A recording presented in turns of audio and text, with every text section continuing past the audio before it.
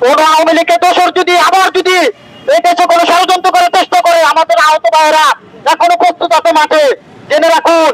কিন্তু যারা এখনো যে লোকেরা এই আওয়ামী লীগের লোকের সাথে মিলে যে কাজ করছে এটা ঠিক না, তাদেরকে একটা কথাই বলতে চাই, আপনারা যা করছেন তা প্রচুর খারাপ করছেন। আপনারা সাবধান হয়ে যান। এই আহত শহীদ পরিবারের দিকে তাকান, তারা কিভাবে আছে, তারা তাদের রক্তের উপর দাঁড়িয়ে আছে। যদি আমাদের ষড়যন্ত্র করার জন্য চেষ্টা করে, তাহলে আমরা আহত ভাইয়ের আবার রাজপথে নামবো, দরকার পড়লে জীবন দিব, মাল দিব, তারপর এই আওয়ামী লীগের লোকের কোনো বাংলার মাটিতে ঠাঁই দিব না। ইনশাল্লাহ আমার কথা বক্তব্য শেষ করছি। এই জন্যই ছাত্র জনতা রাজপথে নেমেছিলাম।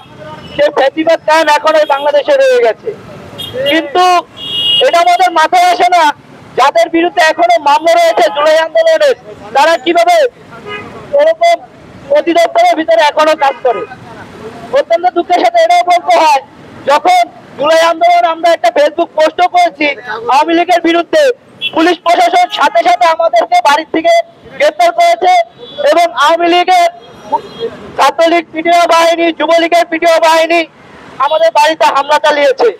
সেই সময় পুলিশ যদি এরকম সক্রিয় ভূমিকা পালন করতে পারে, এখন কেন এই জুলাই আন্দোলনে আহত ব্যক্তিদের, যারা এই আন্দোলনে আওয়ামী লীগকে সহযোগিতা করেছে, গুলি চালানোর জন্য আর্থিকভাবে সহযোগিতা করেছে, তাদের বিরুদ্ধে মামলা থাকতো, এই প্রশাসন কেন তাদের ভূমিকা পালন করছে না?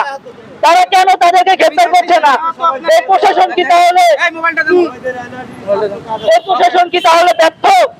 এই আন্দোলনের সহযোগিতায় ঘুমিয়ে গেছে যদি মনে করেন, তাহলে ভুল মনে করছেন। প্রয়োজনে আবারও আন্দোলন করব, প্রয়োজনে আবারও নিজের জীবনকে এই রাষ্ট্রের জন্য বিলীন করব, তবুও এই রাষ্ট্রকে ফ্যাসিস্ট থেকে মুক্ত করার জন্য আমরা জুলাই যোদ্ধারা সবসময় রাজপথে থাকবো ইনশাল্লাহ। ধন্যবাদ সবাইকে। ভবনের বেশ কিছু কর্মকর্তা কর্মচারী প্রশাসন জুলাই গণহত্যার সাথে সরাসরি এবং প্রত্যক্ষ এবং পরোক্ষভাবে জড়িত। আমরা প্রশাসনের কাছে দাবি রাখবো, অতি দ্রুত সময়ের মধ্যে তাদের গ্রেপ্তার করুন, আইনের আওতায় নিয়ে আসুন, আইনের আওতায় নিয়ে এসে আদালতের মাধ্যমে তাদের বিচার কার্য সম্পন্ন করুন।